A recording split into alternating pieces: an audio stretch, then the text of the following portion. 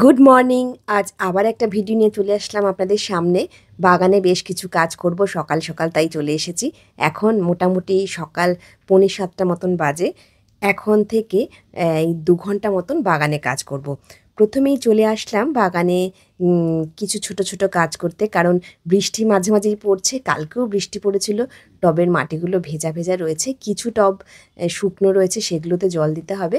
তাই আজকে জল না দিয়ে প্রথমেই কিছু কাজ করে নেব। কিছু অ্যারেঞ্জমেন্ট আছে যেগুলো একটু সরিয়ে সরিয়ে ছাদটাকে পরিষ্কার করতে হয়, কারণ বৃষ্টি যখন পড়ে না, টবের মধ্যে থেকে মাটিগুলো এই পুরো ছাদে ছড়িয়ে যায়। অঝোরধারায় বৃষ্টি পড়তে থাকে, বাগানে জল দিতে হয় না, খুব ভালো লাগে। কিন্তু পরের দিন যখন রোদ ওঠে, দেখি ছাদটা পুরো মাটিতে ভর্তি। তাই সেই ছাদটাকে পরিষ্কার করতে হয়। কালকে সেই ছাদটা মোটামুটি 50% মতন পরিষ্কার করেছি। আর আজকে ওই অ্যারেঞ্জমেন্টটা করব, কারণ সব টবগুলো একদিক থেকে ওদিক সরিয়ে দেওয়া হয়েছে। কিছু ধনের বীজ আবার নতুন করে বসিয়েছি ধনেপাতা করার জন্য। আর ওই পাশে শাকের গাছগুলো রয়েছে। প্রত্যেকটা টবে অনেকটা করে ঘাস হয়েছে। এখন বর্ষার সময় কি হয়, ওই জৈব সার দেয়া থাকে, তো তাতে বৃষ্টির জল পেয়ে প্রত্যেকটা টবে প্রচুর পরিমাণে আগাছা তৈরি হয়। আর সেই ঘাসগুলো অল্প অল্প করে তুলে দিতে হবে। প্রত্যেক দিন না তুলে ফেলতে পারলেও এই 1 দিন 2 দিন পর পরই সেই আগাছাগুলোকে ফেলে দিতে হয়, কারণ এই আগাছাগুলো বাড়তে থাকে আর গাছটাকে সেইভাবে বাড়তে দেয় না। এই রেন লিলির গাছগুলোতে কিছুদিন আগে একটু ফুল ফুটেছিল, এখন আবার একটু খাবার দিয়ে দিয়েছি। এর আগের দিন আপনাদেরকে দেখালাম এই 05234 দিয়েছিলাম এনপিকে, 05234টা দিয়েছিলাম, যাতে ফুল গাছগুলোতে ফুল আসে আর সবজি গাছগুলোতে সবজি হয়। কারণ বর্ষার সময় জৈব সারটা না দেওয়াই ভালো। জৈব সার দিলে এই গাছে আগাছাও যেরকম বাড়তে থাকে, আর জৈব সারটা পচে গাছে ফাঙ্গাসের সমস্যা হয়। এই শাকের গাছগুলোর গোড়াতেও এরকম ঘাস হয়ে গেছে অনেক, সেগুলোকেও একটু তুলে তুলে ফেলে দিচ্ছি। একটা টবের মধ্যে তুলে সব ফেলছি, যেহেতু আমি কালকে একটু ছাদটা পরিষ্কার করেছিলাম আর এদিক ওদিক ছাদের মধ্যেই ফেললাম না। এবার একটা মাটি রেডি করে রেখেছিলাম গাছ বসাবো বলে। মাটিটা রেডি করে রেখেছিলাম বলতে, মাটিটাকে ওই টব থেকে বের করে একটু শুকনো করে রেখেছিলাম। তারপরে আবার বৃষ্টিতে না ভিজে গেছে। এই বস্তাটা ছাদেরই একটা কোনায় রেখে দিয়েছিলাম, এতে পুরো বস্তাটা ভিজে গেছে। এই মাটিটাকে একটু শুকনো করব।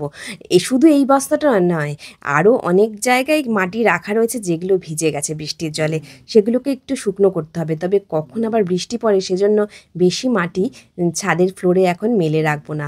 এই বস্তাটা হাফ বস্তা মতন মাটি আছে, আর এখন দেখছি এই মাটির মধ্যে বেশ পোকাও হয়ে গেছে। আর মাটিটা ভালো করে একটা বস্তার মধ্যে ছড়িয়ে দেব, 2টো বস্তা নিয়ে ভালো করে ছড়িয়ে দেবো। রোদটা যদি আজকে পুরো সারাদিনটা লাগে, মোটামুটি 50% মতন শুকিয়ে যাবে। আর কালকেও আবার রোদ খেলেই মাটিটা বেশ ভালোই শুকনো হয়ে যাবে। এরপরে এর মধ্যে একটু গোবর সার, একটু মিক্সড ফার্টিলাইজার মিশিয়ে নেব, আর তারপরেই গাছ বসাতে পারবো। বর্ষায় এখনও অনেক রকম গাছ বসানো যাবে, সবজির গাছও এখনও বসানো হচ্ছে। এই নতুন করে আবার একটা ঝিঙে গাছ বসানোর ইচ্ছে রয়েছে। আর এরকমই টুকটাক যেই গ্রো ব্যাগগুলো একটু ফাঁকা দেখতে পারবো, সেগুলোতেই গাছ বসিয়ে দেবো। বেগুন গাছও একটু বসানোর ইচ্ছে রয়েছে, কয়েকটা লঙ্কা গাছও বসাবো। আপনাদেরকে তো দেখাই মাঝে মাঝেই ভিডিও করে। আর এই যে মাটিটা আমি এখন মেলে দিচ্ছি, দেখুন, আপনারা দেখলেও বুঝতে পারবেন যে মাটিটা কিন্তু ভেজা রয়েছে। আমি একটা গ্লাভস পরে নিয়েছি। অনেকেই আমাকে বলেন যে মাটিটা হাত দেওয়ার সময় গ্লাভসটা পরে নিতে। সত্যি গ্লাভসটা পরাই উচিত, কারণ মাটির মধ্যে বিভিন্ন রকমের পোকা মাকড় জীবাণু থাকে, সেগুলো হাতে লেগে যায়। এছাড়াও কেঁচোও থাকে, ছোট ছোট কেঁচোর ডিম থাকে। সেজন্য একটা গ্লাভস পরে নিলাম। এবার ভালো করে বস্তার মধ্যে মেলে দিচ্ছি। রোদে একটু শুকিয়ে নিতে পারলে খুব ভালো হয়। মাটির মধ্যে প্লাস্টিক, দড়ি এইসব ধরনের জিনিস থাকলে সেগুলোকে একটু ফেলে দিচ্ছি।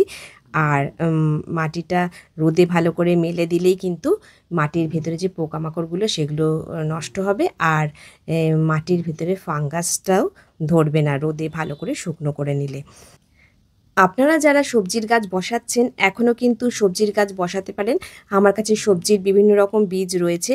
এই বর্ষায় যে সবজি গাছগুলো আমরা বসাতে পারি, যেরকম লাউ, কুমড়ো, ঝিঙে, চিচিঙ্গে, করলা, ঢ্যাঁড়স, এছাড়াও বিভিন্ন রকম শাক আছে, শশার গাছ আমি বসিয়েছি, আমার বাগানেও শশা গাছে শশা ধরতে শুরু করেছে।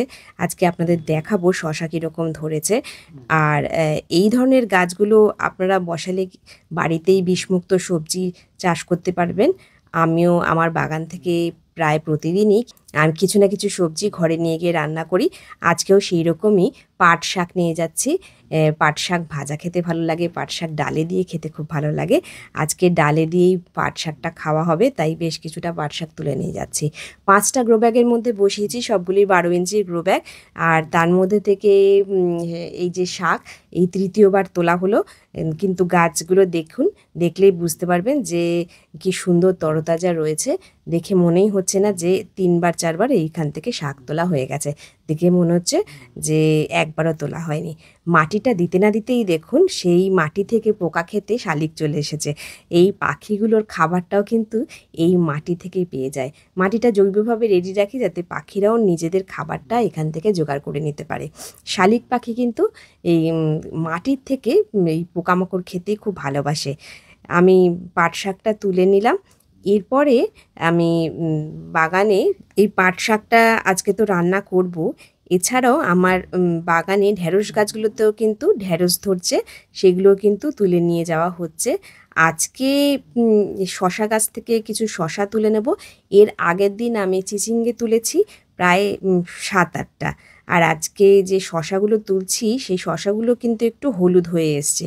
শশা গাছেও কিন্তু পোকা লাগে, এই মাছি পোকার আক্রমণ হয়। আমি যেহেতু সেক্সপেরিমেন্ট ট্র্যাপ দিতে পারিনি, মাছি পোকার এবার আক্রমণ হচ্ছে।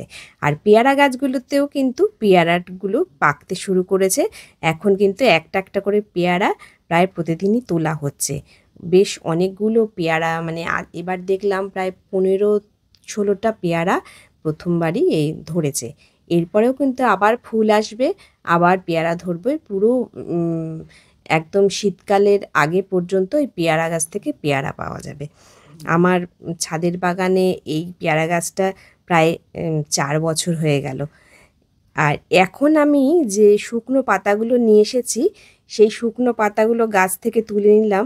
আর একটা বড় কলসি আছে, মাটির কলসি, তার মধ্যে এই শুকনো পাতাগুলোকে রেখে আমি পাতা সার তৈরি করি। পাতা সারটা গাছের জন্য খুব ভালো একটা সার। এই পাতা সারটা আমি সবসময় তৈরি করে রাখি, তবে পাতা সার তৈরি হতে বেশ সময় লাগে, অনেকটা সময় দিতে হয় তৈরি হতে। যত বাগানের শুকনো পাতা আছে সেই পাতাগুলোকে এরকমভাবে কালেক্ট করি। জেড প্ল্যান্টের বেশ কিছু হ্যাঙ্গিং তৈরি করছি। আমার বাড়ির সামনের দিকে যে জায়গাটাতে খুব বেশি রোদ আসে না, সেখানে কতগুলো হ্যাঙ্গিং রাখি। সেজন্য আমি কয়েকটা জেড প্ল্যান্টের হ্যাঙ্গিং তৈরি করছি। আমার জেড প্ল্যান্টের যে গাছটা বাড়িতে রয়েছে, সেই গাছটাতে অনেকটা ডাল বড় হয়ে গেছে, অনেকগুলো ব্রাঞ্চ বেরিয়ে গেছে। সেখান থেকে কিছু ডাল আবার কাটিং করে নেব, নিয়ে জেড প্ল্যান্টের এই হ্যাঙ্গিংগুলো তৈরি করছি। এর আগে 2টো তৈরি করা হয়ে গেছে, আজকে 3য় হ্যাঙ্গিংটা তৈরি করছি। মোটামুটি 5টা হ্যাঙ্গিং তৈরি করলে আমার বাড়ির জানলায় 5খানা এরকম জেড প্ল্যান্টের হ্যাঙ্গিং রাখবো। দেখতে খুব ভালো লাগবে, সেটা আপনাদেরকে দেখাবো। আজকে হ্যাঙ্গিংটা তৈরি করছি।